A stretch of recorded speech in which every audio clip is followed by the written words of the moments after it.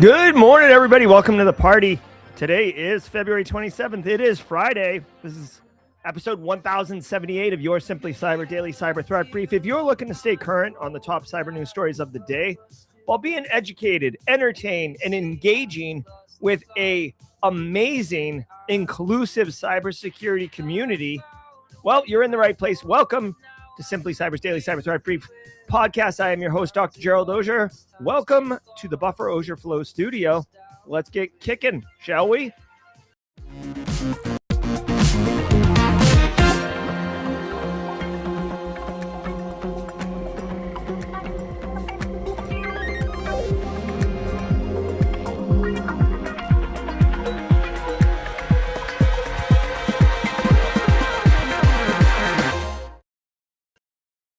All right, what's up, everybody? Good to see you. Quick programming note.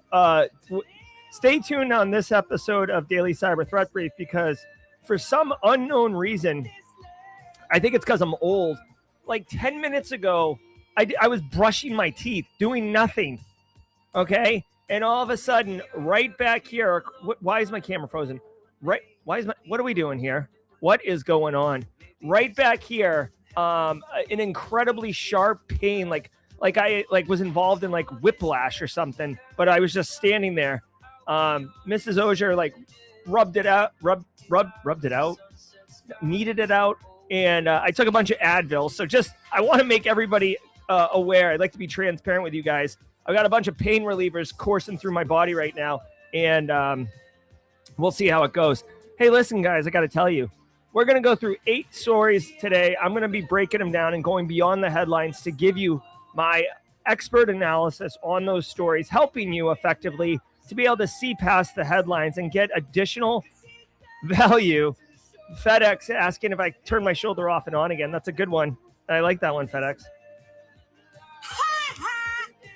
So we'll go beyond the headlines, and that's really the value prop. You could read these stories on your own. The benefit is that you get this deeper analysis and value. By the way, yesterday I lost my mind on the Cisco SD-WAN 0-day. Looks like that was completely justified to lose my mind, as the internet is ablaze with that story and people running around. So I'm glad. It makes me feel good. It makes me feel good that we're doing good work here. We're not just flapping our gums, wasting time. Every single day of the week has a special segment, and Fridays is none other than James will quicken at 35,000 feet's jokes of the week. So stay tuned for that at the mid-roll. I'm super excited. James is hilarious. I don't know if I'll be able to slap my knee today as my shoulder is in great pain, but we'll figure it out together as we go. Every episode of the Daily Cyber Threat Brief, I don't research or prep for. Ain't nobody got time for that. So we don't know what's going to happen. Oh boy, Cyber Sasquatch passed the Security X. Way to go, Cyber Sasquatch. Nice. Keep crushing those goals. On to the next one. Yes, Dan Reardon. This episode brought to you by Advil. Advil, the pain reliever. Oh, God, it hurts. If today's your first episode, drop a hashtag first timer in chat. We love welcoming our first timers, letting them know how great this community is, how wonderful you are, and how supportive and inclusive everyone can be in this community. So don't be shy if you're here for the first time. Say what's up in chat, but use a hashtag first timer just so we can say a special emote, a special sound effect. I see Ms. Julian in the chat. Ms. Julian, good to see you. I hope the newsletter on LinkedIn is going well, Ms. Julian. Guys, every episode of the Daily Cyber Threat Brief is worth half a CPE. So say what's up in chat. Simple. Say what's up in chat. You'll be part of the story. Christopher Isia, you're not a first timer, but we'll do it anyways.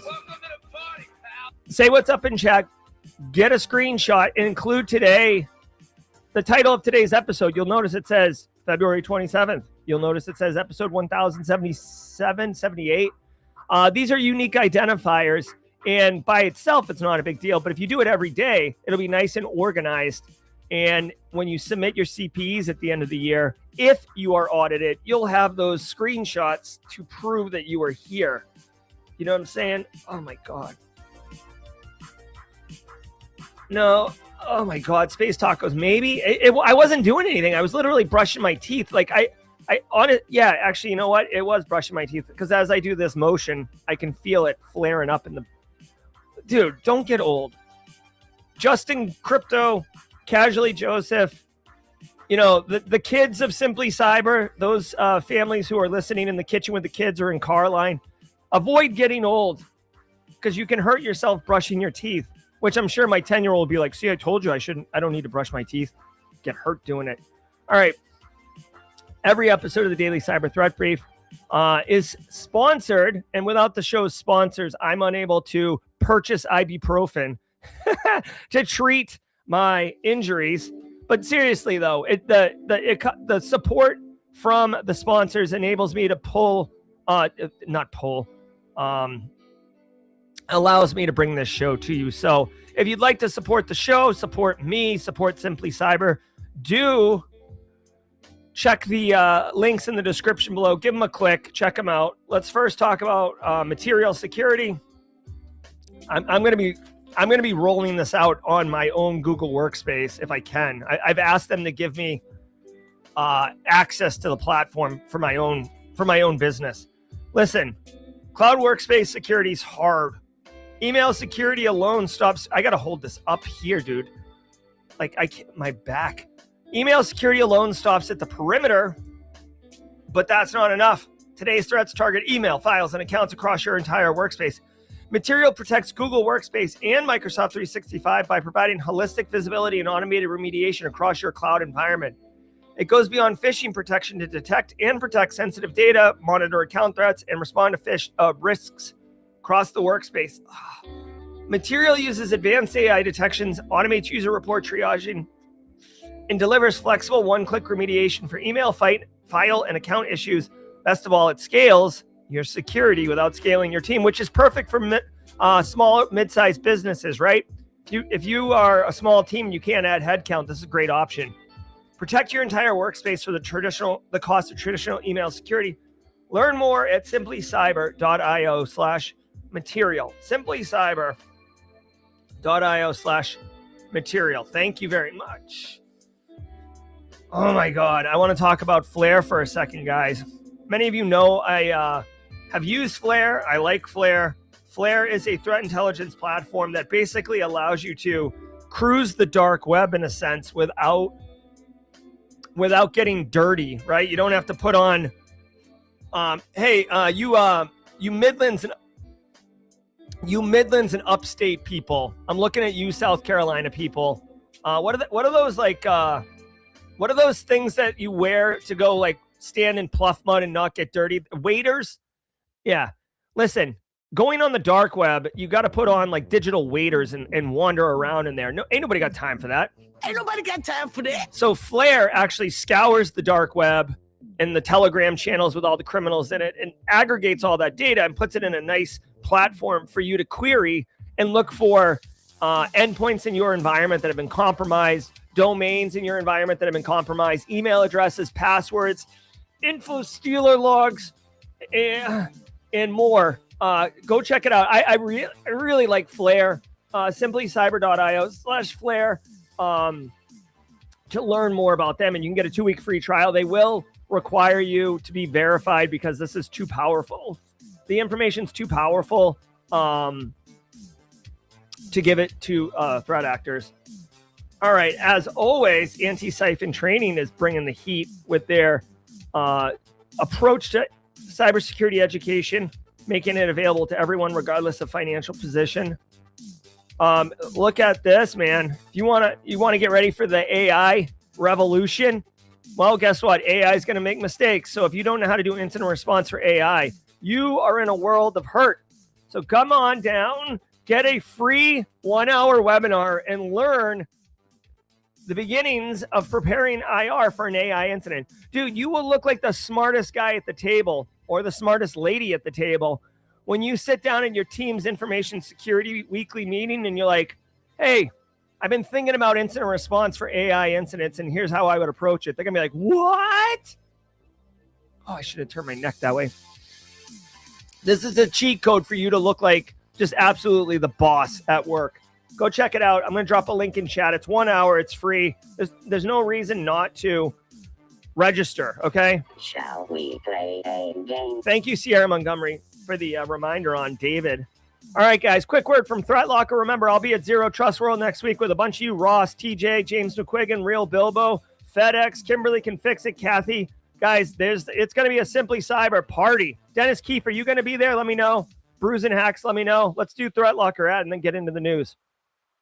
I want to give some love to the Daily Cyber Threat Brief sponsor, Threat Locker. Do zero-day exploits and supply chain attacks keep you up at night? Well, worry no more. You can harden your security with Threat Locker. Worldwide, companies like JetBlue trust Threat Locker to secure their data and keep their business operations flying high. Threat Locker takes a deny-by-default approach to cybersecurity and provides a full audit of every action allowed or blocked for risk management and compliance. Onboarding and operation is fully supported by their US-based Cyber Heroes support team. Get a free 30-day trial and learn more about how Threat Locker can help prevent ransomware and ensure compliance. Visit threatlocker.com/dailycyber.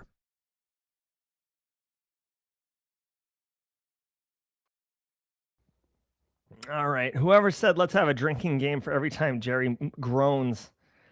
Oh, dear. Honestly, if I was not the one in pain, I would also be like all in on the drinking game. I'm going to power through it. You know what, guys? This is what consistency looks like. Sometimes it's ugly. Sometimes it's ugly. And sometimes it really hurts. All right, let's cook.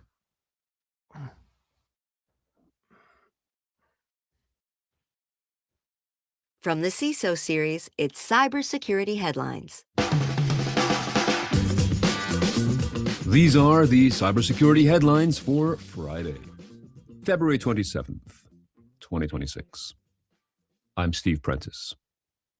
iPhone and iPad cleared for classified NATO work. The announcement was made yesterday by Apple that its phones and tablets are the first consumer devices to receive approval for working at the NATO restricted level. The devices are now part of the NATO Information Assurance Products Catalog, NIAPC. This means that iPhones and iPads can be, quote, used with classified information without requiring special software or settings, end quote. The listing specifies that the native Mail, Calendar, and Contacts apps for iOS and iPad OS provide secure access to data. US. All right. So, I mean, I've never heard of the NATO restricted level. Again, in the world of information security, media labeling, which I believe is MP3. Wait, hold on. MP3, media marking, winner. All right. So in the world of information security, we can mark data as, sensitive for official use only, internal use only, whatever, top secret. I've said this on the channel before. I've never seen media marking work at scale ever, except in the US federal government with classified and not unclassified. So this NATO restricted is just a level of, what's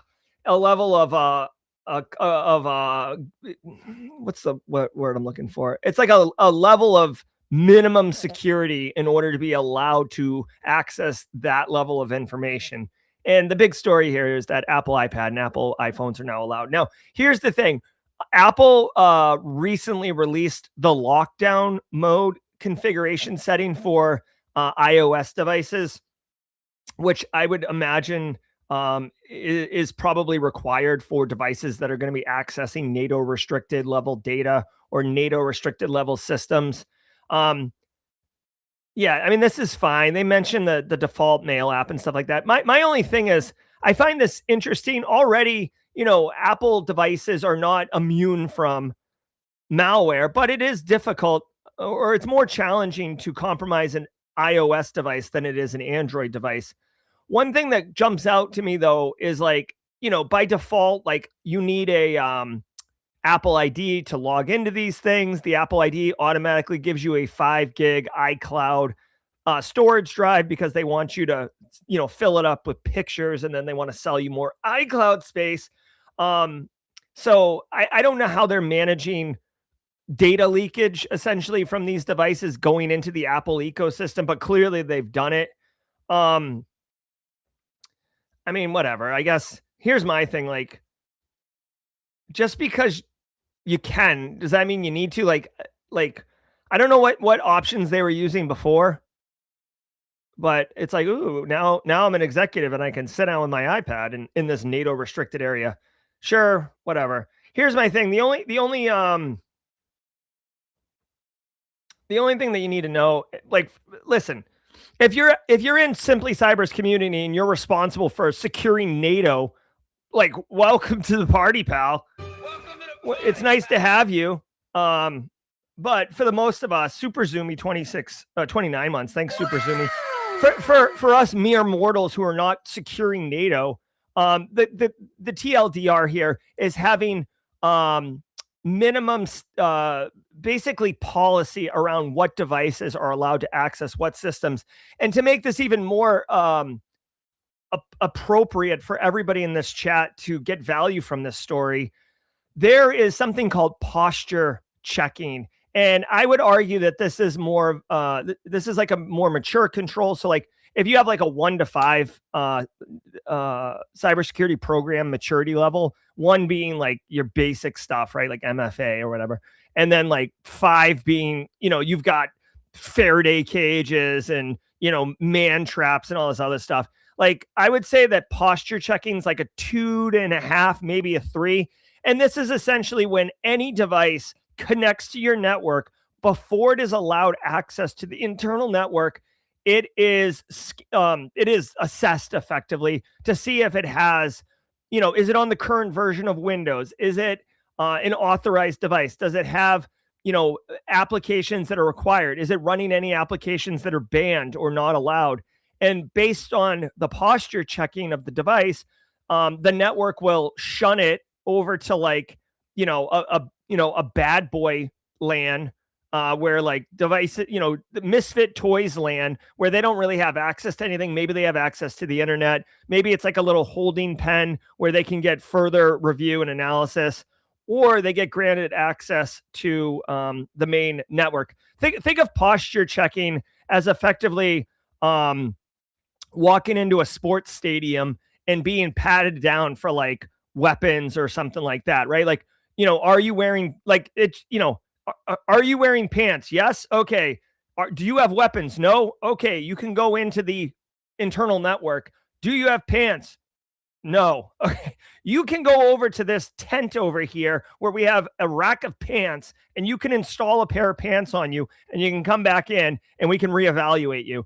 That is what posture checking is. It can be difficult to implement because if you have like visitors coming in, vendor reps coming in, visiting people, your executive team with their like one-off snowflake builds, it can be challenging, but posture checking is very good. And that's essentially what's happening here. Okay.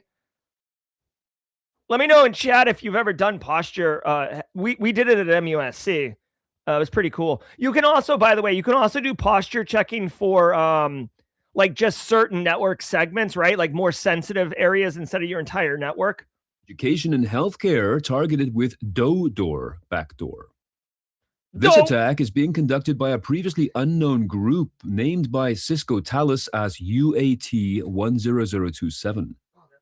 The group's goal is to deliver a new backdoor codenamed DOOR, DOHDOOR, which uses DNS over HTTPS, hence the DOH in its name, for command and control communications. The campaign is suspected to, quote, involve the use of social engineering phishing techniques leading to the execution of a PowerShell script, end quote. The threat actor hides the command and control servers behind the Cloudflare infrastructure. And although the group has not been identified, certain attributes of the campaign strongly resemble those used by North Korea's Lazarus and Kimsuki groups. Okay. Oh my God. All right. So just as an update for those who are following my current evolving pain issue, I just picked up one of these. So I have like these like Pelican cases for traveling. I just picked this up. If I let it hang as like a dead weight and pull my arm down, that actually feels quite nice. So if we have any physical therapists in the chat, let me know if if the fact that this feels good is a good idea or if I'm like just further injuring myself, please. All right. Here's the deal, yo. Lazarus Group, advanced persistent threat actor, DNS over HTTPS, C2 for days, hiding in Cloudflare. Oh my God. What are we doing? My guy starts off with a phishing email. Hello. Like if you nerf this thing, like basically if you don't allow the criminal into your house, they don't set up shop in the upstairs guest bedroom. That's what's up. Like at the end of the day, yes, they're doing all sorts of crazy stuff and it's sophisticated. Yeah, let's go. And we could talk about IOCs and uncovering this if Carl in your office fell for this fish. But like for those who want to crap on GRC, hello, GRC, we're the unsung hero of the cyber program. Because of GRC, our end users know not to click on things. Because of GRC, we have, we tell them about ClickFix. We tell them about not falling for these fishes, not doing these emails, right? We make sure that, MFA gets rolled out. Now, I know that's more of an architecture thing, but there was a GRC person somewhere who said we need this, okay? So let's just say that we can protect ourselves from getting this massive, sophisticated thing from blowing up in our environment if we just stop the phishing. Now, if we do not stop the phishing, we've got PowerShell execution. All right. Now, I don't know exactly how that's happening. Like, you don't just like get an email and then PowerShell detonates on your computer. Like, and they don't go into explaining this. And there's no info. Hold on. I digress. Let me evaluate. Cisco Talos, you minx. I should have known Cisco Talos would have an infographic. My neck hurts, but it doesn't hurt too much.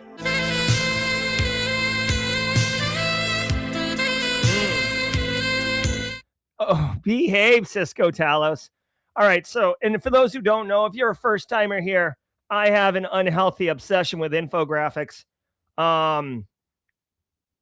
Okay, so look, the attack kill chain, they start at the top left with PowerShell reaching out to a website that detonates the PowerShell. So effectively, the phishing email has a link that they click, okay? It then pulls down, you can see, well, you can't see it very well, but the first step is pulling down the PowerShell. Second is downloading and executing, which then runs a Windows bash script, which then reaches out to grab a second stage payload while also running a legitimate Windows executable. The legit Windows executable is fondue.exe. Stop. Is that a real binary in Windows? Fondue?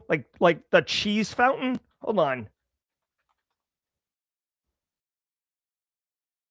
Oh my God, it is a legitimate tool. Okay. All right. I was today years old when I found out about fondue for a Windows binary. It's related to Windows Update. So this is an example of Lazarus Group living off the land, using the fondue binary to actually, instead of pulling down updates, it's pulling down payloads. They install a persistence backdoor, and then you're off and running. So for indicators of compromise, look for your, look in your logs for basically, look in your network logs for websites where the resource being pulled is a PowerShell script .ps1. Look for PowerShell being detonated on your endpoints where there's like obfuscated code or obfuscated like base 64 encoded arguments. Obviously this fondue, I mean, here's the thing. The whole reason you live off the land or run native Windows binaries as part of your attack kill chain is because it's you hide in the noise and it's difficult. Plus these are,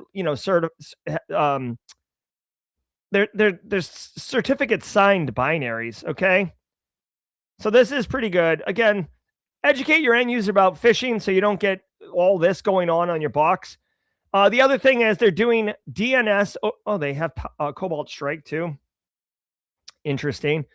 So look for beaconing in your environment. You can use a tool like Rita from Black Hills Information Security for beaconing. right here. Here's the Rita tool. It's open source, named after John Strand's mom, Rita. And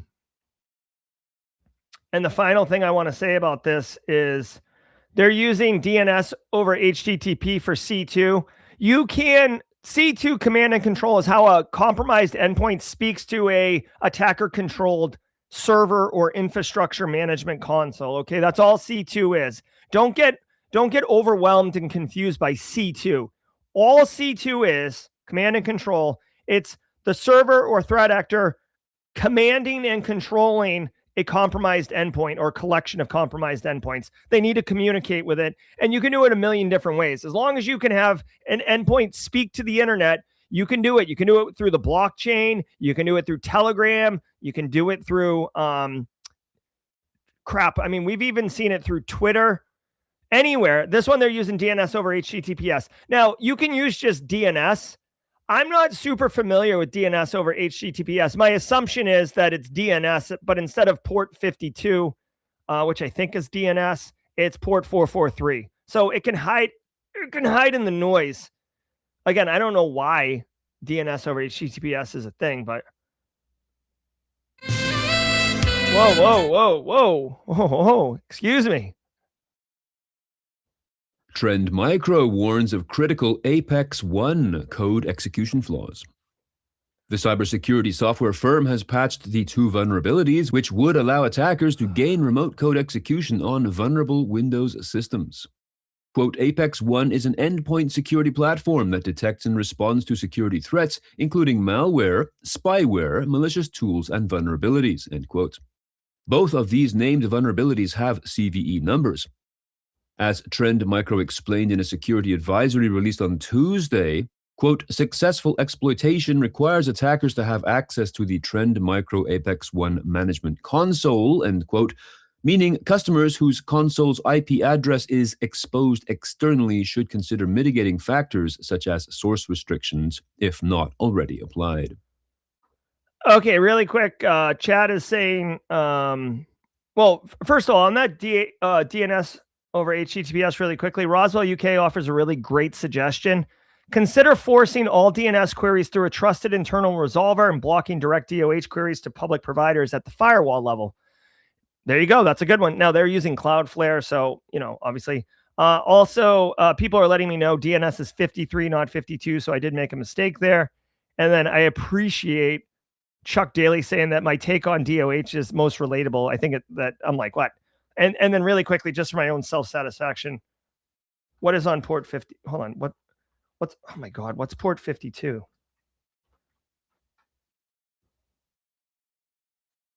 Port 52 is associated with the Xerox network system, XNS. I definitely never heard of that. So yeah, I just made a small mistake. I'm sorry, but thanks chat for clarifying port 53. All right. So Trend Micro's got this issue here. Critical Apex One code execution flaw. I don't know what Apex One is, so let's look at that. Apex One is I guess a solution sold by Trend Micro, and it allows remote code execution, which is the worst on vulnerable systems. So it sounds like Apex One is an EDR solution, anti-malware endpoint detection and response. Which is a very important security control. So if that's compromised, we're not good, right?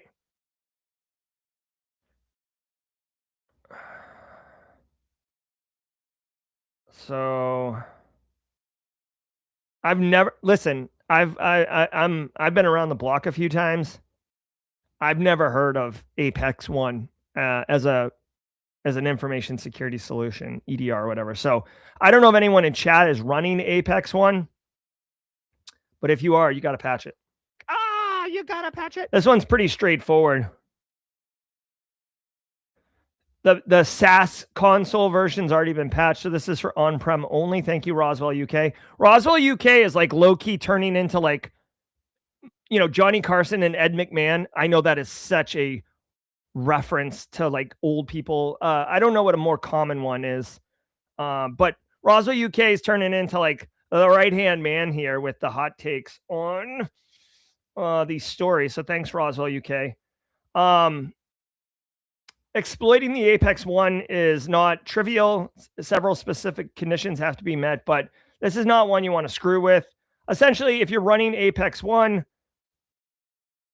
look for, you want to be on patch build 14136 or higher.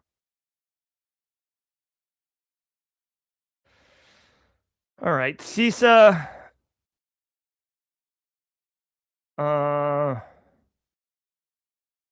Okay, so CISA is tracking 10 Apex vulnerabilities that have been exploited in the wild. Thanks, Jenny Housley. I knew Jenny would get it. Jenny's awesome. Really quickly, just as a side note, CISA is down to like 34% workforce, right? Like they're hobbled right now because of budget. So just a quick shout out to them. All right. Not much here. I mean, this is one of those stories where it's like, listen, if whatever, like it says Trend Micro and Apex One today, but like it could be Palo Alto, Cortex, it could be Microsoft and Defender. Like if your EDR solution has a vulnerability that can lead to remote code execution, patch it. You got to patch it. Like don't screw around with software maintenance, especially on your security tooling. European e-commerce chain ManoMano suffers data breach. ManoMano, spelt M-A-N-O, is an online marketplace specializing in DIY, home improvement, gardening, and related products. It is based in France and sells to customers in France, Belgium, Spain, Italy, Germany, and the United Kingdom. And its e-stores reportedly have about 50 million unique visitors per month. The company learned of the hack in January of this year, and an investigation has determined that 38 million individuals are affected. The data stolen appears to be basic PII with no financial information. The cause of the breach is believed to be a third-party vendor, specifically a Tunis-based customer support service provider that suffered a Zendesk breach. All right. Hey, today's Friday, February 27th. Allow me to introduce you to a garden variety third-party risk supply chain issue, okay? That's what this is. ManoMano did everything right. And one of their vendors that they used to help support them did not. And their data got breached. So it's so funny, like, not funny, but like, think about, keep this in mind, okay? The story, we're covering the story live right now, and ManoMano is in the title of the story. However, it's through the issue of another business that suffered a breach that this caused it. So from a PR perspective, and when you're talking to management, like this is another kind of dimension of supply of tabletop exercises or thinking through different risks that might affect your business. You could do everything right and you're still going to get dragged through the mud. You could do everything right and you're still going to have to send 38 million people a letter saying that you take privacy and security seriously. And guess what? Last time I checked, sending 38 million letters in the mail isn't free. Like I know the post office is like, has bulk rate pricing, but like, I don't know what they do in France, but my point is you could do everything right and you're still going to get a financial burden. You're still going to get slapped in the face. So manage those third-party risks. GRC, again, I mean, obviously I'm biased because I love GRC, but like, did this company need all that information? If yes, then okay, like then, I guess that is what it is. Sometimes you can't reduce all risk. You can't eliminate all risk, but you can do data sovereignty, data governance, do these people need all this information, right? It was basically PII information for like help support desk people, okay? Full name, email, phone number, customer service comms. You know what? The help desk people need this. They need to be able to call you or email you to answer your question and offer you support. The historical elements of the chat that you have with the help desk people, that's great. So you can go back and review their account and see the problems they've had. So honestly, shout out to ManoMano. like they are doing the thing that I'm saying. Like this doesn't have unnecessary additional information that would not be necessary for helping in a help desk situation. But still sucks, man. All right. Huge thanks to our sponsor, Adaptive Security. This episode is brought to you by Adaptive Security, the first security awareness platform built to stop AI-powered social engineering. Security training fails when it's generic. Adaptive's platform personalizes training and runs deepfake simulations across email, SMS, voice, and video. And with Adaptive's AI content creator, you can drop in a breaking threat or compliance stock and instantly turn it into interactive, multilingual training. No designers, no delays. You can learn more at adaptivesecurity.com. That is the two words, adaptivesecuritytogether.com. Let's see if this makes me feel better. Wrong. Ransomware payments dropped in 2025, but attack numbers reached record levels. A new report released yesterday by blockchain research company Chainalysis stated that claimed attacks grew by 50%, but victim payment rates dropped to a record low of 28%. This translates to a total of $820 million in payments to ransomware actors in 2025, which might rise to $900 million as more data arrives. Chainalysis researchers attribute the increase in attacks and slowdown in payments to the fact that companies are getting better at incident response and that, quote, regulatory scrutiny has increased to the point where payouts are now heavily discouraged, end quote. The UK turned... All right, so this should track. Okay, so Chainalysis, first of all, and by the way, hey, really quick, I haven't seen Alpha Sierra in chat in a minute, so I don't know if she's like taking a hiatus because we weren't playing the song. But if you see her, let her know that we are playing the song because she's one of our drum majors for Don't You Forget About Me. All right, so Chainalysis to me is like the OG, standard name. Like listen, in the world of like marketing, if you can replace the generic name for a product with your brand name, that is the gold medal, super like desirable option, right? Like if you call it Kleenex instead of tissue, if you call it Band-Aids instead of, bandages, if you call it Coke instead of cola, right? That's like amazing, right? Chainalysis. Like when you think of blockchain analysis, like to me, it's Chainalysis, and then there's anybody else that's doing it. They have been around for so long. They are awesome. And if you want to learn more about them, they're not a sponsor or anything. They're awesome. If you want to learn more about them, check this out, okay? I haven't mentioned this in a minute, but simplycyber.io/books. Simplycyber.io/books is my book reading recommendations that I have. I've read these books. I like these books enough to recommend them. This book right here, I know many of you in chat have read this book, Tracers in the Dark by Andy Greenberg. This book right here is all about tracking crime. Come on, give me the book. Tracking crime, but it's using cryptocurrency to track these threat actors. And I mean, the first story, they talk about, like all the stories, really, Chainalysis gets involved. So you can really understand how Chainalysis influences this. So when Chainalysis releases this report, this is this is objective reporting. This is not like cherry picking statistics. Okay. So what can we learn from this?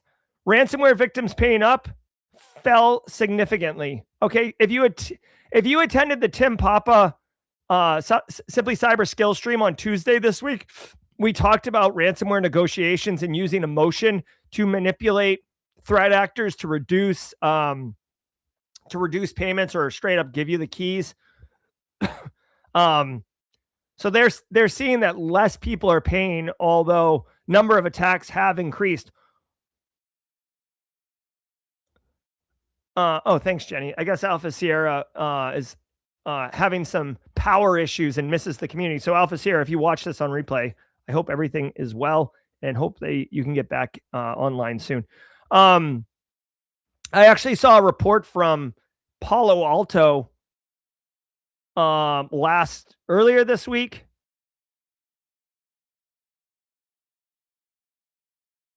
Wait a minute.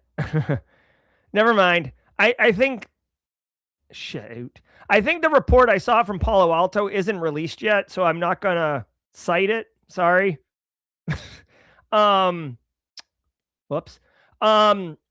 So listen, I know for a fact that a lot of threat actors are not even encrypting data anymore because the controls are in place for recovery and kind of stymieing mass level encryption of files at scale. So a lot of threat actors are just doing the data exfil of data and then trying to sell it back to the threat actors. I mean, sell it back to the victims, which, by the way, if you have great backups and you don't necessarily, I don't want to say care, but like it's not business operation impacting if a threat actor gets your, data or whatever, then you're not going to pay. So, as far as like combating ransomware, it is not going to be a simple push a button and ransomware is gone. It is slowing down and it's taking multiple approaches, both regulatory, technical, and administrative approaches to it, and law enforcement arresting people to curb down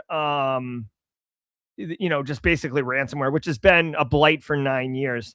Dude, ransomware is legit. When I try to tell people about it and they're like, okay, yeah, ransomware. I'm like, dude, it's $820 million in payments. $820 million in payments. Like, not a lot of people pay, right? I forget. Look at victim pay rates drop. Just become best friends. Yep. Priceless Pancake with a super chat. Just wanted to share that I start my new CMMC role at the MITRE Corps on Monday. Dreams do come true. Thanks for the support. Heck yeah. Yeah, Priceless Pancake, one of our own working at MITRE. MITRE's super legit, dude. So congratulations, Priceless Pancake. You're going to look kind of funny wearing the I Heart NIST shirt around MITRE's hallways. So guys, I want you to put this in your pipe and smoke it for a second. Look at payment rates dropped to a record low 28%. So for every 100 attacks, 72 of them do not pay. Yet last year, that 28% of victims that did pay amounted to $820 million. So if you just do very simple math, let's say it's 25%, right? To make the numbers easy. That is essentially $3.2 billion annually in ransomware demands.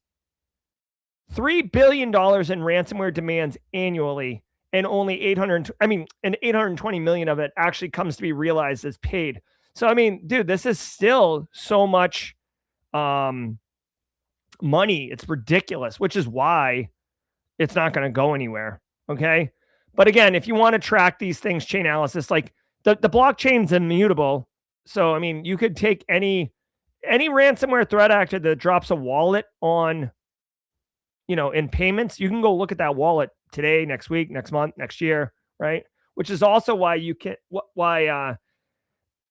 track it and follow the money until they kind of get it where they can cash out. To automated scanning to speed cyber fixes. The British government said yesterday that it has, quote, slashed the time required to fix some of the most serious cyber vulnerabilities across the public sector, pointing to a new automated monitoring service, end quote. This service is called the Vulnerability Monitoring Service, and it, quote, operates as a central scanning platform that continuously checks internet-facing systems used by public bodies, from central government departments to health and local authorities, for signs of known security weaknesses, end quote. This is the latest in a series of steps and attempts made by the UK government to formulate a stronger cyber defense position. The service currently covers around 6,000 organizations and is leading to about 400 confirmed vulnerabilities being processed and resolved each month. Okay, what? AI-driven development makes security Okay, so all right, so the British government is doing stuff for the public sector, which is fine because the British government controls the public sector, right? Automated monitoring service. Let's see. So they have like a glorified super vulnerability scanner that scans internet-facing systems used by the public sector, which is okay. I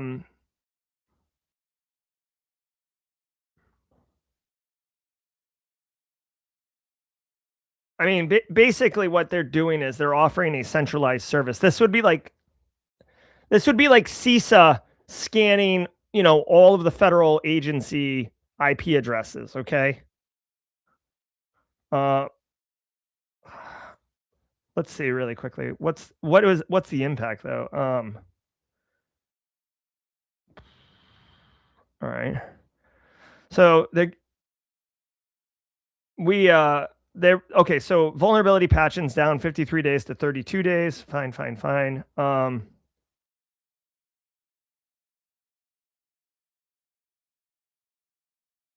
How quickly we can spot and fix weaknesses. The problem is, like, dude, the central body that's scanning isn't the one doing the patching. All they can do is notify that agency's IT administrators to patch their things, right?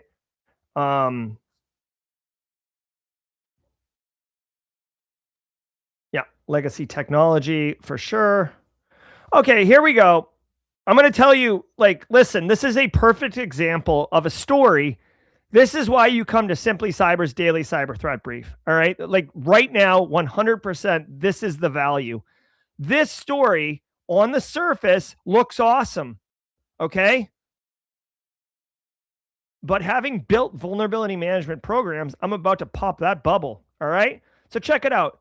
The UK is offering, the public sector, right? The, state, city, local, federal, right? We have all sorts of publicly funded agencies. They all have tech. All right. So the UK has offered a vulnerability scanner, effectively, that scans all your public IP addresses, public sector IP addresses. And then I imagine that they email or notify somehow whoever is the point of contact for those devices. Okay. That does not patch them. That doesn't change anything. And I mean, you would think that these public sector groups would have their own vulnerability scanner since they would probably be doing information security okay. Listen, as someone who has built vulnerability management programs, let me tell you, getting the scanner up and scanning the network, I don't care if it's all the public sector IPs or it's just your internal network or it's just a VLAN, scanning the IPs and getting the results back is step one, and it's an easy step, okay? I'm not downplaying it. It is work, but that's an easy step. So, like, this is great, but this is the easy part. Like, after you get the results, there's two things that have to happen. One is reporting, so you can see trend data. Are you getting better? Are you getting worse? The reporting is not easy.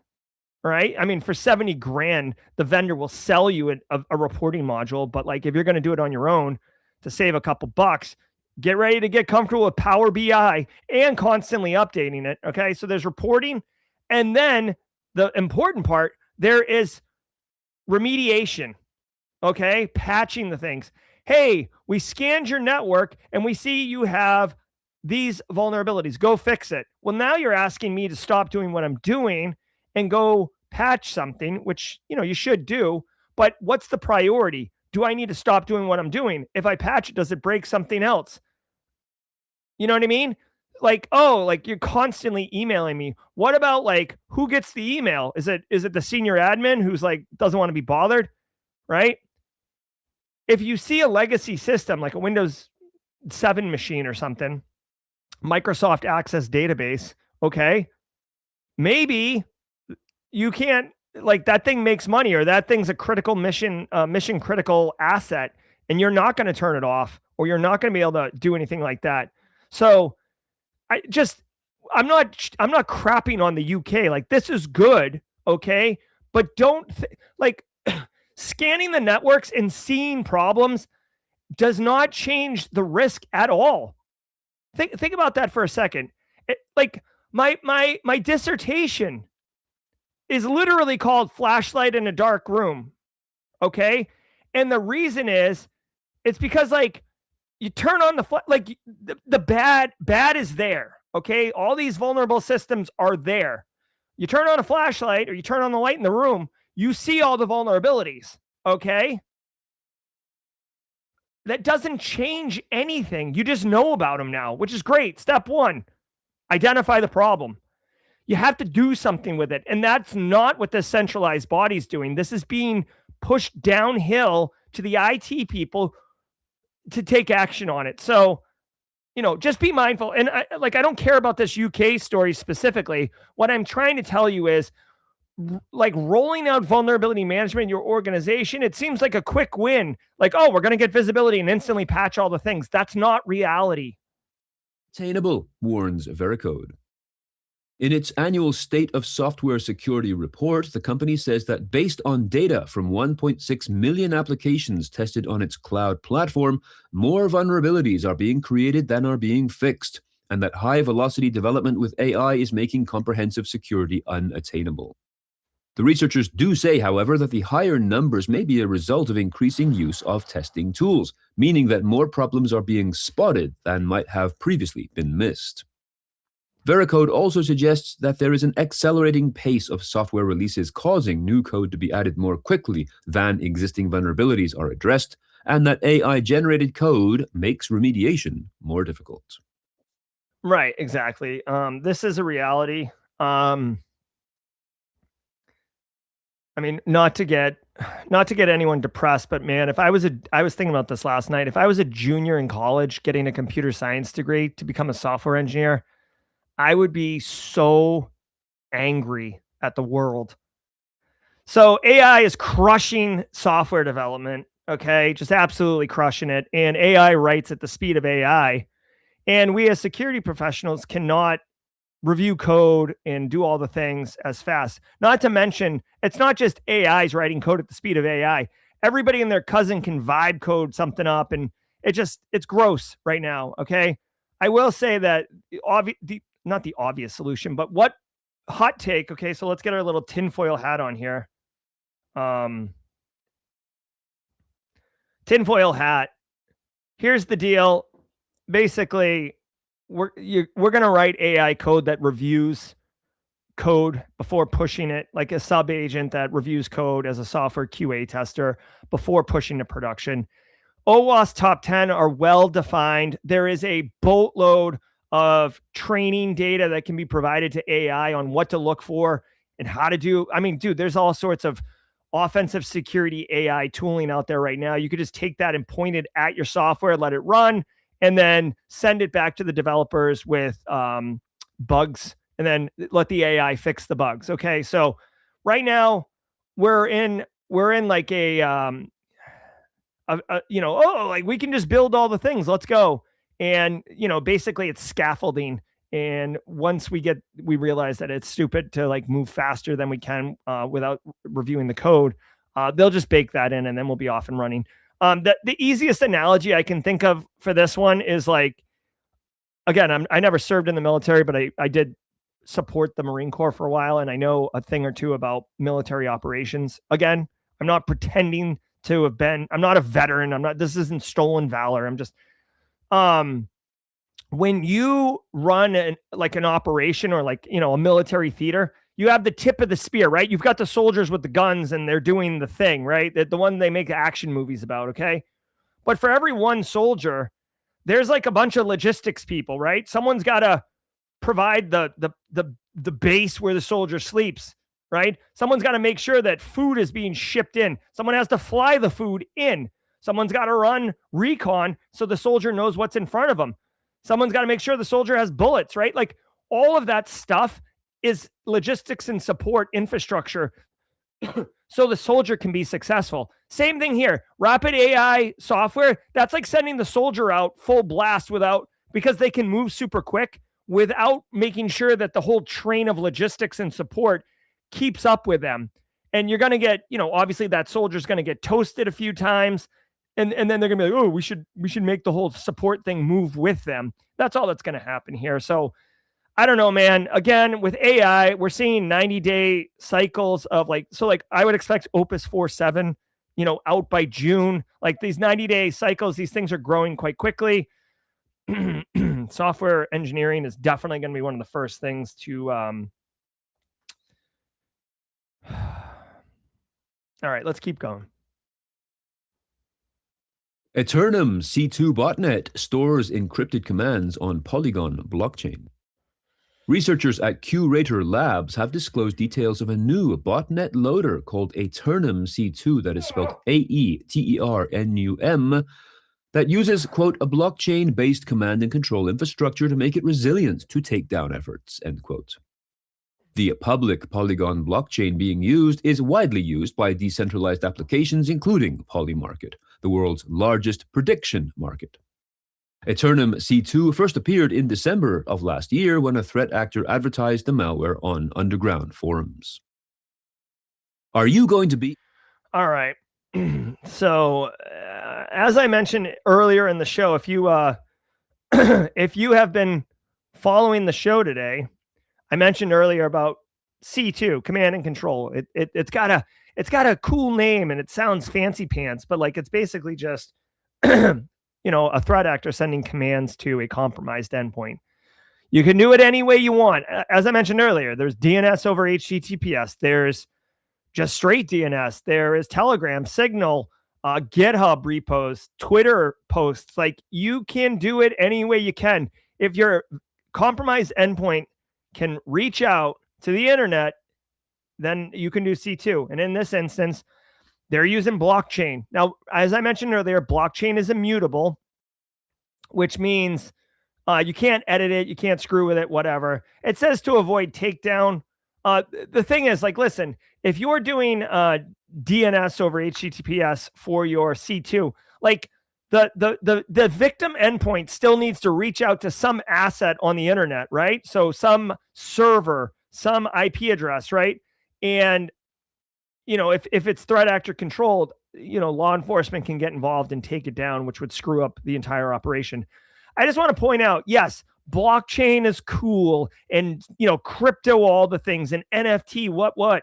But dude, if you use Twitter for your C2, that still avoids takedown. I mean, technically, law enforcement could ask Twitter or X to delete the posts themselves, whereas the blockchain's immutable. You can't delete anything from it.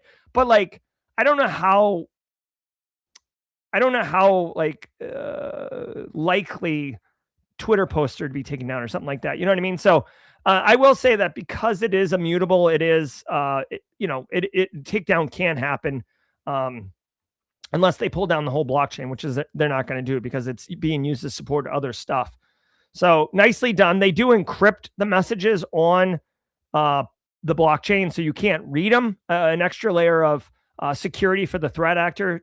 So malware analysts and law enforcement cannot analyze what the commands are. Now, one downside of that, for what it's worth, is if the encryption ever gets broke, right? Like the private certificate gets discovered or whatever, because it is immutable, law enforcement will be able to go back and decrypt every single one of those things because the threat actors cannot delete them or modify them as well.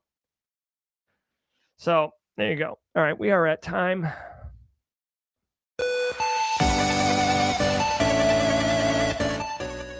Oh my God, bro.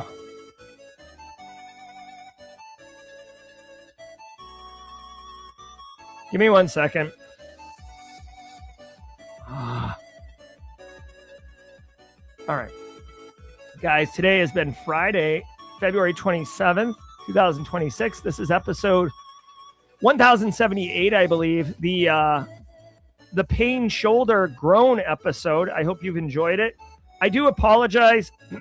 I apologize for, basically grunting and groaning the whole show. But if you know me for a minute and you know this show, I will do this show at 30% capacity or 85%, right? I'll do it from a hotel room with crappy lighting. I'll do it from the garage if we have family in town and the guest bedroom's in use. I will do the show with a incredibly sore shoulder because the show must go on, right? I owe it to you guys. Oh God, I'm in pain. All right, looks like we're going to pivot over to Jawjacking. Don't go anywhere. We're going to do 30 minutes because that's about all I can handle. I'm Jerry from Simply Cyber.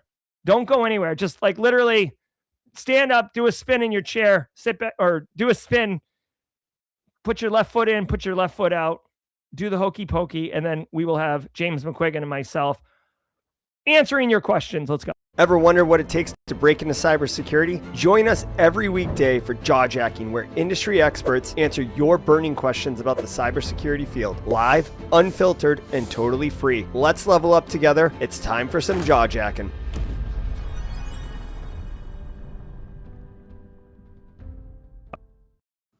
All right, welcome everybody to the show. I present you our joke of the week, I guess MC, James McQuiggan at 35,000 feet. How are you, James? I'm kind of like you, Jerry, kind of in a little down in the dumps, fighting off some congestion, some whatever. I don't know if it's allergies. I've never had allergies, but you never know. So, we're trudging through this. I take your spirit, Jerry. Let's run with it. Let's get through this. Let's answer everybody's questions. I go to the doctor. I've got plenty of NyQuil and DayQuil kicking in my medicine cabinet, so I'm good to go. All right, there you go. Thanks, James McQuiggan, for making the sacrifice for the community. Coffee cup cheers to you. Guys, if you've got a question in chat, drop it with a Q in front of it.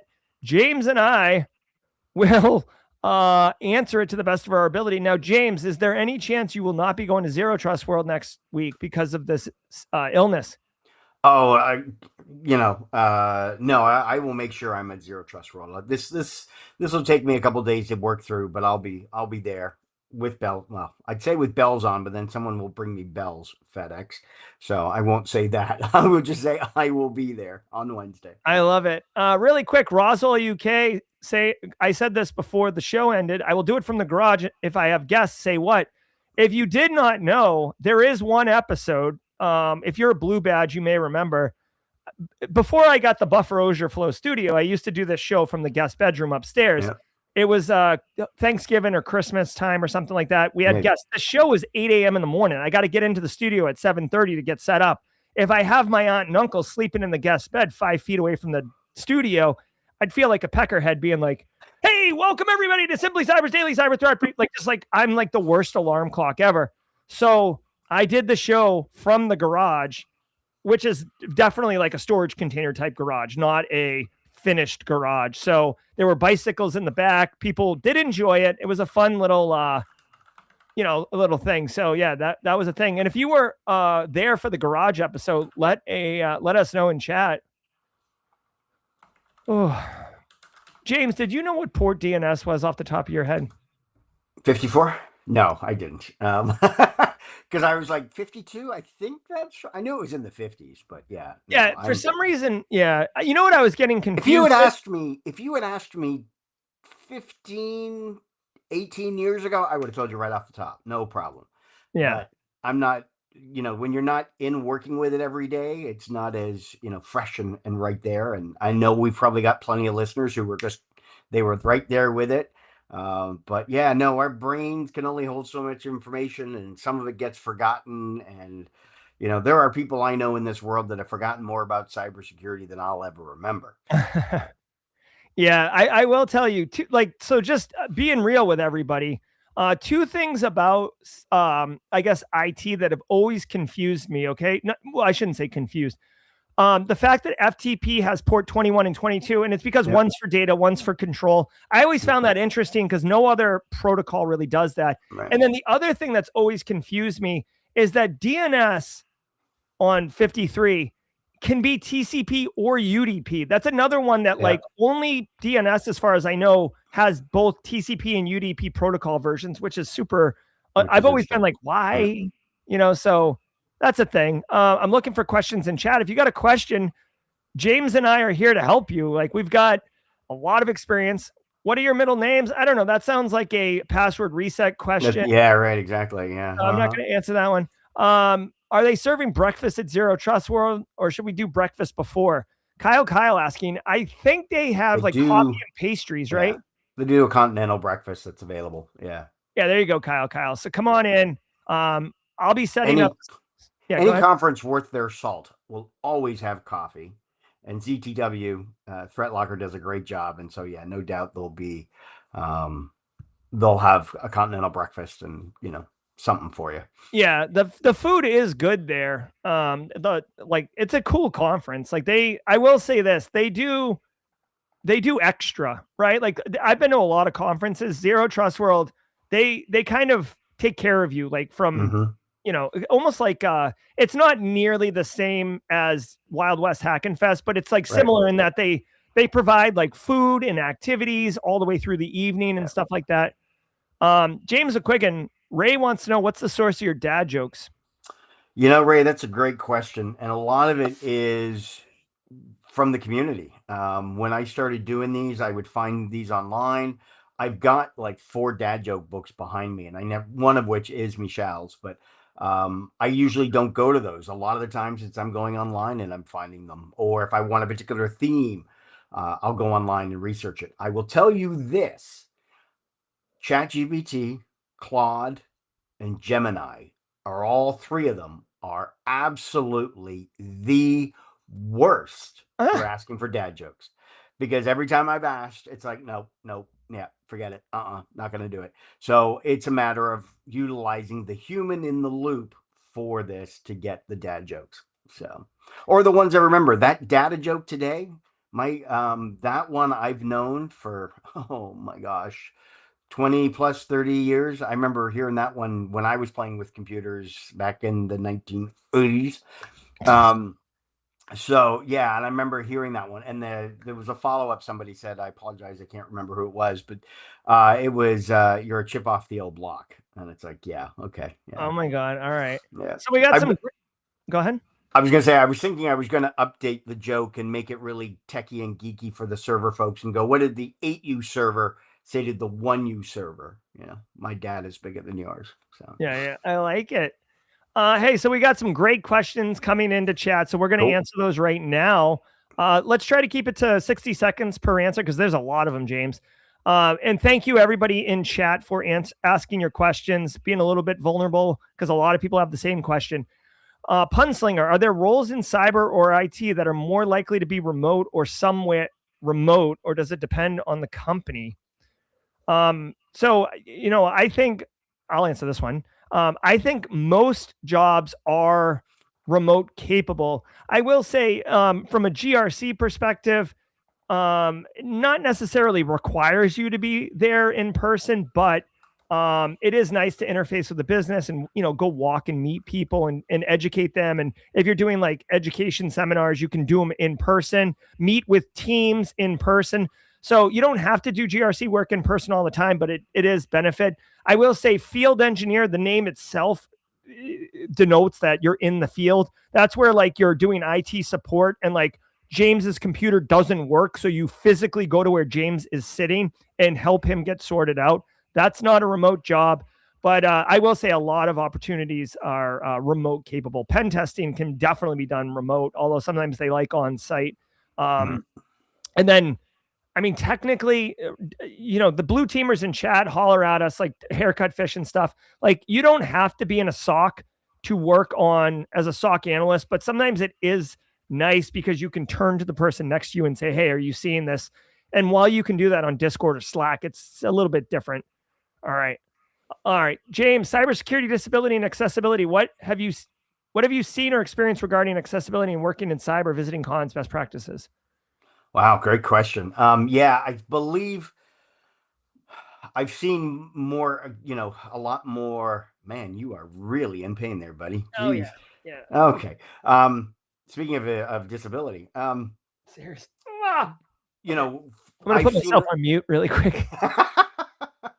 I've seen a lot more folks that are in wheelchairs, motorized wheelchairs. Elevators are readily available, ramps are readily available, ways to be able to get into sessions and areas set up so that people can be have space available for them if they come in on a a wheelchair or whatever, depending on what the disability, whatever accessibility you're looking for. It's just going to depend. I know more on the apparent visual type restrictions. They've been improved and made things a lot better. Me personally, whether you're talking neurodivergent, that's something completely different. I know that some conferences do have quiet rooms and do have spaces where you can go, and they've got all the fidget spinners and all the fun stuff like that. So, depending on, what the accessibility, what the disability is that you're looking for, there have been changes and improvements made at a number of the conferences, a lot of the bigger ones. All right. Ad tech, many companies are restructuring due to AI and even cutting jobs. Yeah, I saw yesterday Block, which is like the parent company for Square, laid off 50% of their workforce, 6,000 people just fired. So for this, and they're all being replaced with AI. For the cyber community, what should we do in case we get the pink slip? There is a lot of uncertainty in my industry. Yeah. Wow. I mean, James, you want to talk about this? Yeah, first of all, it's a matter of start building your network now. Have your network. Don't be building it the day you get that pink slip. Have your connections. Be connecting with people on LinkedIn. For me, it's always about having your options open. Always, you're going to love the environment you're working in, and as we see with Square and Block, your role could be eliminated one day, be there one day and gone the next because of the way the business wants to go, or whether it's AI or geographically or whatever the reason may be. So for me, it's always a matter of keeping your options open. Always be looking, what's the next thing that's out there for you? What's your 5-year plan? What's your 3-year plan? Figuring out what you want to do. And then when you're in that job, that's great. But you also need to make sure that keeping an eye out for, what's that next role going to be, and start looking then. It's funny, in volunteering, we always say when you get into a role as a volunteer, start looking for your replacement. Same thing you could do with work as well. Always be looking for that next job. You don't have to, be actively pursuing and posting online open to work, but it's in those conversations that you have with colleagues, with friends, people at conferences, that kind of thing. Kathy Chambers said she's a big coffee fan. She'll be following me around at Zero Trust World. That's right. Kathy's a producer and camera operator for a lot of the content I'll be developing at Zero Trust World next week. So definitely looking forward to Kathy demonstrating her talents. And she also posted on LinkedIn her new gear. She got like a gimbal and a nice camera and stuff. So it'll be fun. Nice. Yeah, it's fun. Ready to get my cup filled with Kathy Chambers. Yep. Any good resources to learn coding, preferably budget friendly? So don't you have a video on this? I don't know if I do have a video on this one, but what I would say is, first of all, hardcore country, if you have zero experience with coding, let me just give you a little heads up. So once you learn how to code, like in any language, it's easier to learn more languages because the paradigm of software development, it's the same regardless of language, mostly, unless you get into like obscure, like real-time operating systems or something like that. But like we're talking about probably Python or something, or C++. So there's variables, there's functions, there's arguments, there's control loops and stuff. So once you learn all those, you'll learn them. So it might seem a little overwhelming getting started, but just believe me, you're getting foundational blocks that you'll be able to learn. As far as learning coding, I'm not going to make any assumptions about your current skill level, but what I will say is Google has one that's designed for teaching kids how to code. And this is not an insult to your intelligence. It's just, it's very good at making it very easy to learn. And it's basically like puzzle blocks. James, can you Google like this? It's like Google coding puzzle blocks. It allows you to take these blocks and like fit them together, and it'll make sense because like the purple ones are variables and the orange ones are functions. and you'll stack them together, and you can hit the run button, and you'll actually see like a mouse move through a maze or something like that. So I would start there as a step one. Step two, I would take on Python. Python's an interpreted language, which means you don't have to get into compilers or, handle memory cleanup or any of that crap. So get Python, and then get a simple, it's called Scratch, James. Thank you, James. Thank you. Look up Scratch. Dan just gave it to me. Or Snap Code, I guess, JCrypto. The one I found was Blocky. Blocky. Okay, so here we go. Let me just share this in chat. Yeah. I'm going to bring this up on stage really quickly, and then we're going to pivot. And Hardcore Country, I'm a big fan that you're wanting to learn this. Here we go. Check it out. This is it. Powerful coding block by block. You like perfect. Yeah. You see how it's like color coded, and it allows you to very easily compare what the code looks like versus like, again, for someone who loves infographics, this is why it's like very clear what it's visually communicating. So go check that out. I'll drop a link in chat, and that's for anyone. But the final thing I'll say is the best way to learn a language or anything is to have some type of use case for it, right? Just walking through here's a variable, here's a function, that's fine, but it's not really going to stick with you. Come up with some simple thing like scrape a website and then identify, like things, or write an RSS feed or do something. Okay. Thank you, Hardcore Country. Next question. Escol07. He's an IT government contractor and he wants to pivot to private sector GRC. What transferable skills will be valuable? For what it's worth, I was an IT government contractor and went to private sector GRC. So I've done this, basically all the skills, right? Whatever you did in IT is, GRC is concerned about controlling and securing the function of IT, right? And other things, but like everything you were doing in IT is going to inform you to be able to do a better GRC thing. So obviously GRC skills that are valuable. I actually did a YouTube short yesterday and I put it on LinkedIn of 3 skills that you'll never learn in a classroom that are super valuable for you to kill it as a GRC person. Number 1, being able to speak to the right audience, right? So how you speak to executives, you should be talking about money. How you talk to end users, you should be talking at like an 8th grade level. Again, no disrespect. You just want to make sure it's accessible to everybody. Number 2 is, I forget number 2, but number 3 is empathy. Like put yourself in that person's position instead of being like, hey, idiot, why'd you click on that? Be like, hey, like, I understand this sucks. Like it's a bad day for them. Right. And if you don't empathize with them, the next time something bad happens is the last thing they want to do is call you. I forget what number 2 was. That pisses me off that I forget, but yeah, you're good to go. Escol07. Better money in private than government, right? Oh yeah. Damon wants to know any tips on landing an intern position, James? Yeah, there used to be, I don't have it handy, but I used to have a website. It was a government website, ironically, for government intern positions. Where are we now? We're February. Yeah, I know a lot of organizations are planning for the summer. Hold on, really quick. We've got DJ Bisek live from the airport coming in as part of our panel today. So, ladies and gentlemen, DJ Bisek. Oh, yeah.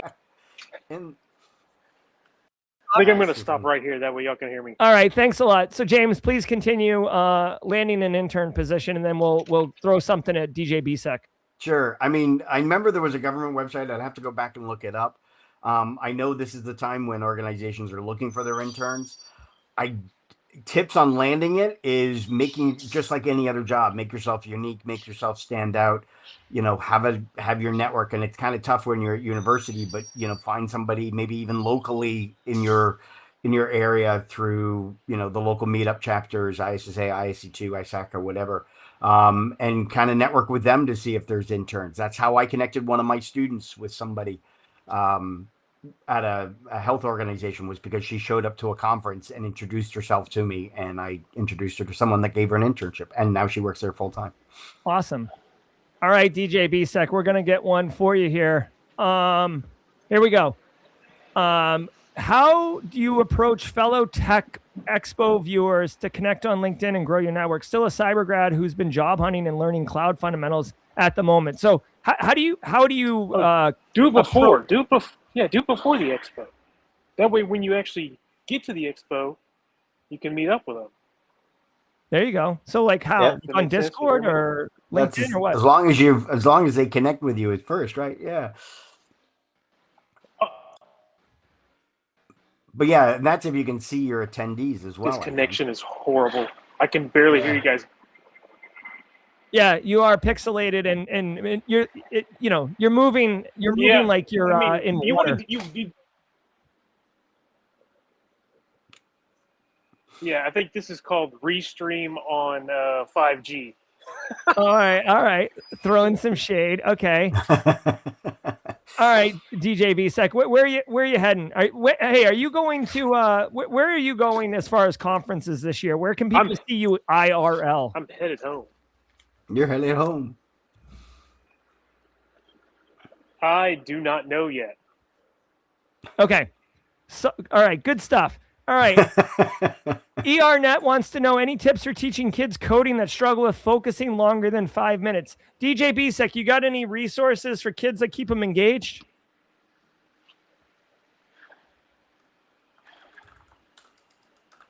Oh man, there's a. I hope I'm coming through right. There Yes. is a website. I need to find it and I'll send it out. But there's a website for coding, and I know you guys were just talking about this. That keeps them engaged. Younger kids. I like to give my kids the news and let them know what's going on. Tell them what's going on. We do the daily cyber threat brief here. I tell them what's going on throughout the rest of the world and let them know.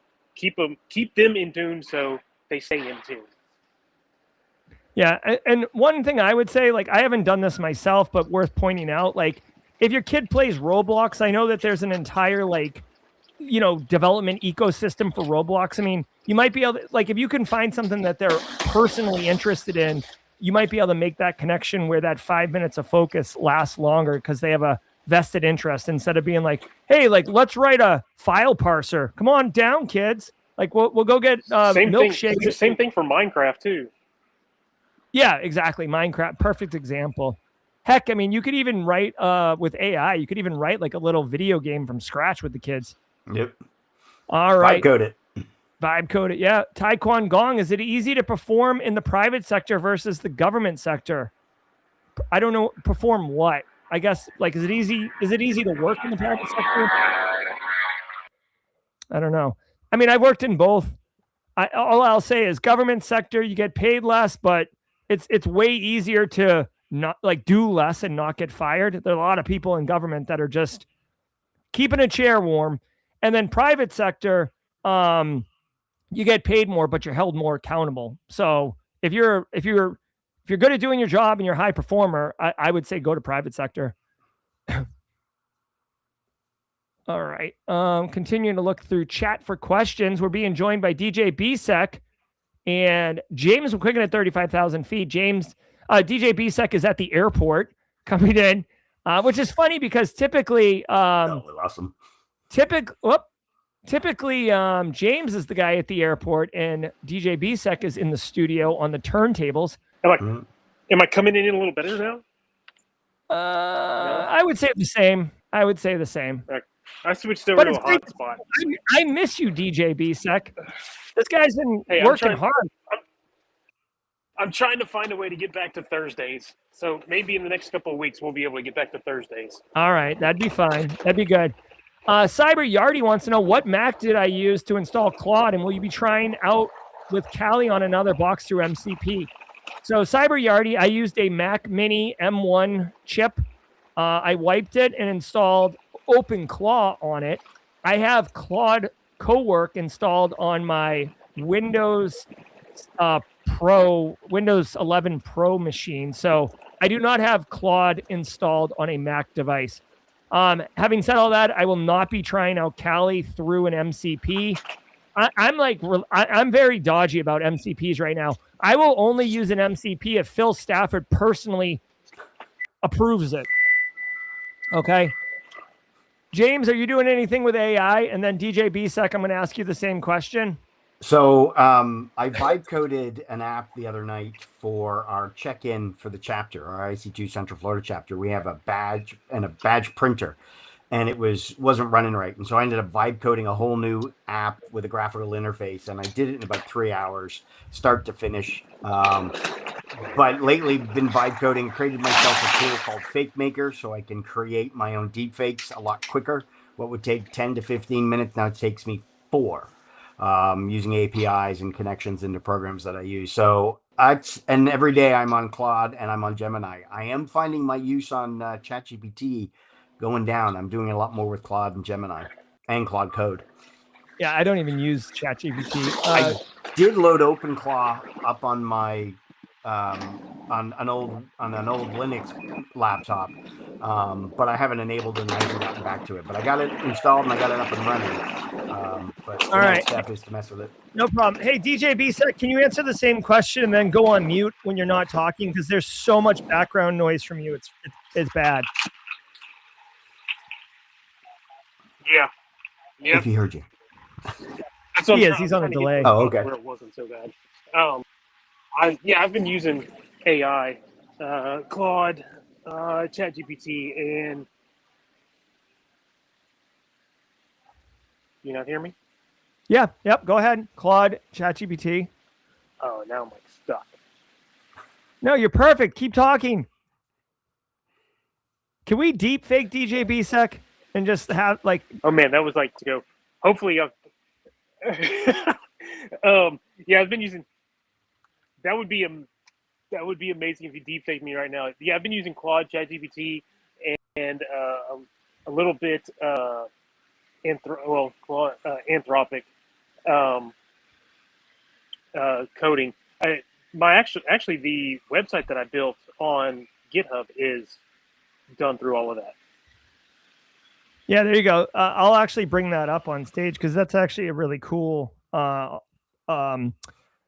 website and a great opportunity for other people if they're looking for a project. This is DJ BSEC's GitHub website, but he used GitHub Pages, and it looks just like a real website. He's got his blog, his repos. He's written some tools in here. He's got his links. So, like, if you're looking for a free, homepage for you on the internet, GitHub Pages is definitely a good option. And djbsec.com, you can even do your own domain name and have DNS resolve over to it. Go check that out. Great little project, DJ. Yeah, I've also added into the repo, which I haven't put on the page yet, are some of the prompts that I use for all this stuff for different things. So cool. I don't think it's actually on this page. You'd have to actually go to my GitHub directly right now, but I don't have a link to it on there because I've just been putting it on there and I wasn't going to post it all out there, but you guys can see it because it's public. I like it. Okay. Hey, James O'Quigan, he gave, I think, 75 professional conference talks last year, like literally, not hyperbolic. Secret Agent wants to know, what topic would you recommend for a training presentation at a company IT meeting for IT managers? And where would you get the resources for it? Oh my God. Wow. A topic for a training presentation, company IT meeting for IT. So you're talking to your IT managers. So you're going to see, for me, I was always focusing on the human element with IT managers. Figure out what their pain points are. Figure out what is it that they're struggling with on a daily basis. Is it, is it how to talk to upper management? Is it, are you going to be educating them on how AI is being used to help IT better? Figure out what it is that they are trying to find solutions for, and then research it and then present on it. Or it could be something, whatever. Sometimes what works is giving them a day in the life of whatever it is that you're doing. It depends on kind of I need a little more context, but it needs to be a little more, whether it's about you or what your role is, or it's some training element for them. So. All right. Thank you very much. DJ B said, Goats Since Yost says, do entry-level auditing jobs allow for learning on the job, or is there a certain level of knowledge that's expected? He does QA auditing for help desk at a large company right now.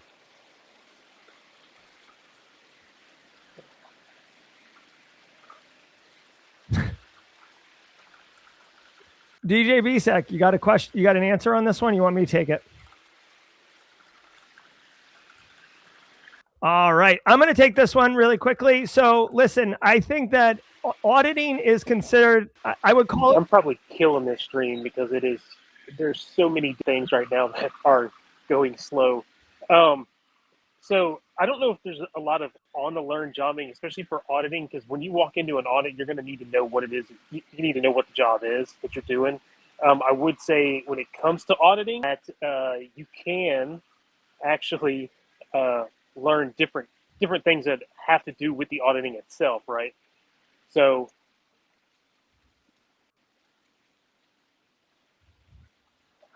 there you go. I will say that there is an opportunity a bit, Goat Cincio. So typically if you get hired as like a junior auditor, you'll be doing grunt work, but there'll be like a senior auditor who can kind of double check your work, give you direction and stuff like that. So you won't be thrown to the wolves necessarily.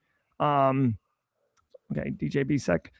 We're going to go ahead and move him off stage. So there is some of that, but I mean, I would definitely push yourself for self-development as well. Kind of don't be the person who's pulling, be the person who's pushing if you can.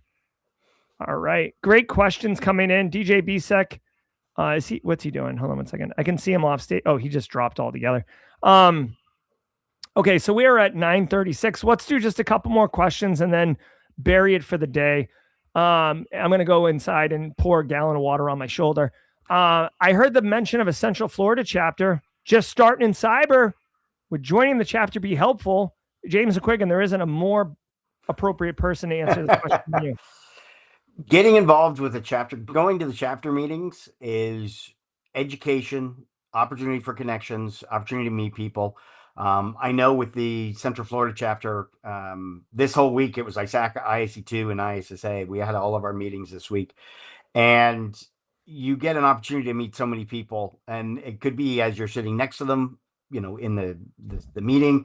It could be something where you're getting food because sometimes they serve lunch or they have dinner. And you're in line next to somebody and striking up a conversation and meeting those people, chatting with the board members and the officers that are there, that are part of it.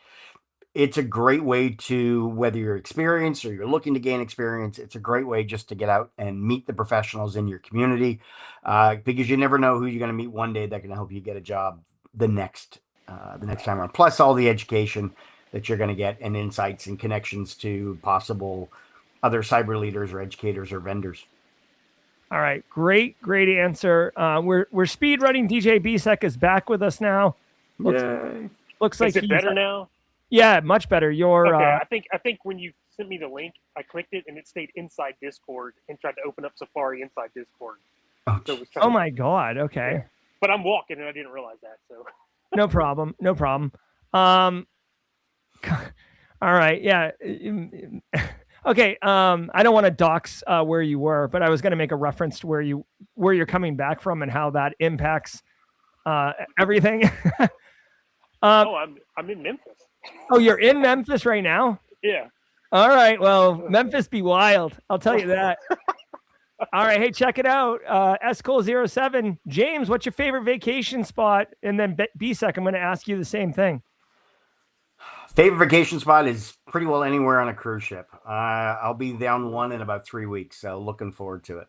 All right. Looks like if DJ BSEC wins a cruise, he'll be giving it to James McQuiggan. I'll give it to James right away.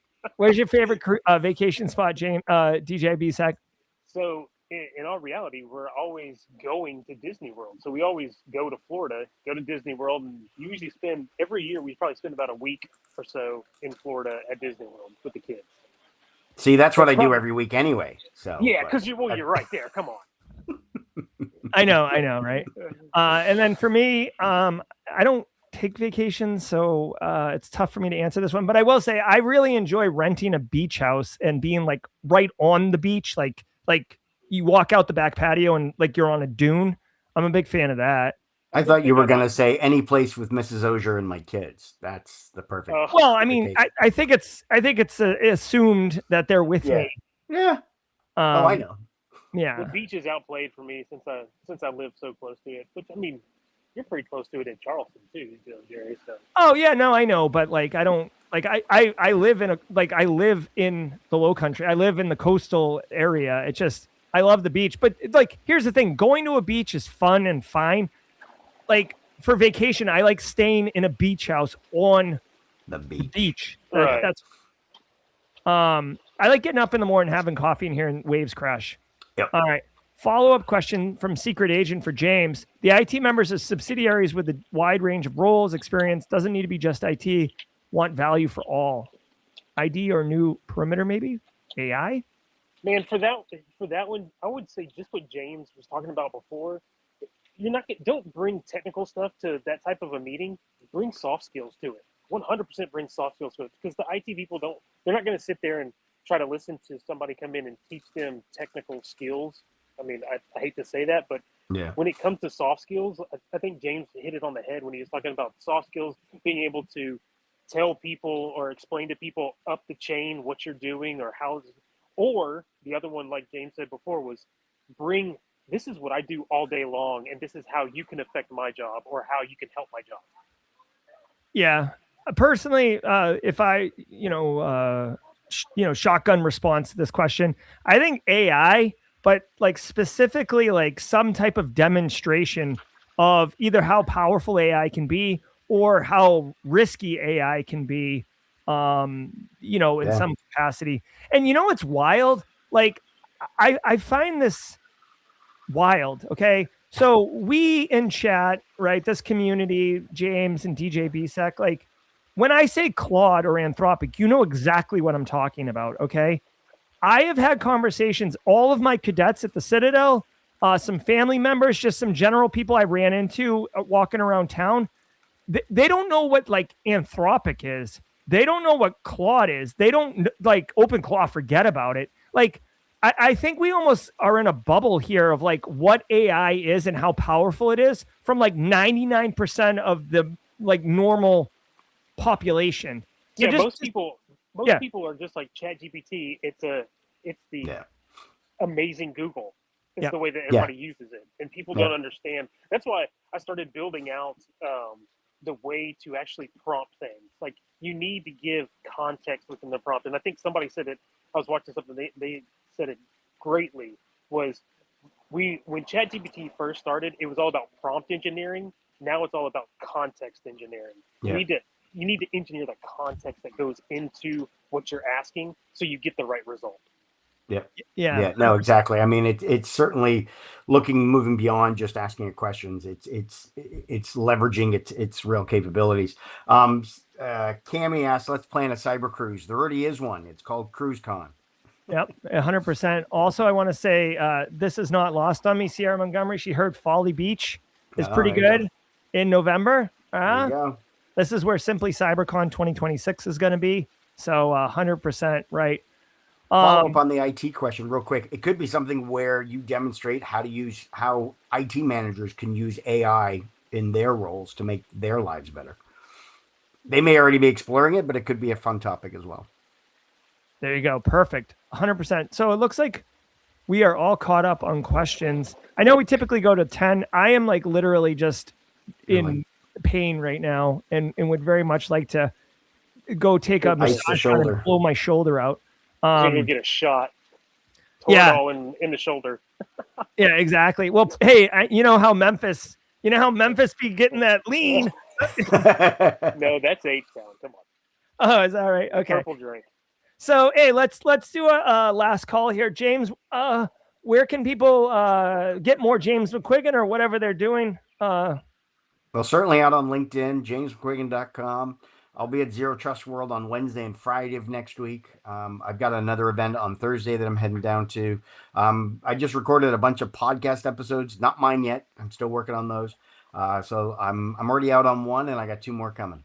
All right, very cool. So jamesmcquiggin.com and on LinkedIn. DJ BSEC, or Ben, as it says in your name card here. What's going on? DJBSEC.com for sure, right? Yeah, you can find me there. You can find me at 37,000 feet in about an hour and a half. Yeah. I love it. I love it. Seat 3B, buddy. Yeah, actually, it's 3A and then 2F. There you go. Oh Keep my seat God. warm for me. Guys, listen to this. These two guys first class to change the forecast while I'm in the back with like a chicken or something. And our personalities may not be first class, but yours is, Jerry. Oh, Oh, well, yeah, there thank you you. I think I'd rather fly first class and just be whatever. So, hey guys, I want to say thank you so very much to all of you in chat for hanging out. The extended Jawjacking panel, James McQuigg and DJ Bisek making it work from the road. Definitely appreciate that. I'm Jerry from Simply Cyber. I hope you all have a wonderful weekend, and we'll be back Monday at 8 a.m. Eastern time, continuing to crush it. And remember, next week we'll be doing the show live from Zero Trust World, Wednesday, Thursday, Friday. So fingers crossed, because I don't have DJ Bisek, Jesse Johnson, or Casually Joseph with me. So I'll be in charge of audio. So it's always a bit of a wild ride there. So, all right, guys, thanks so much. We'll see you. Take it easy.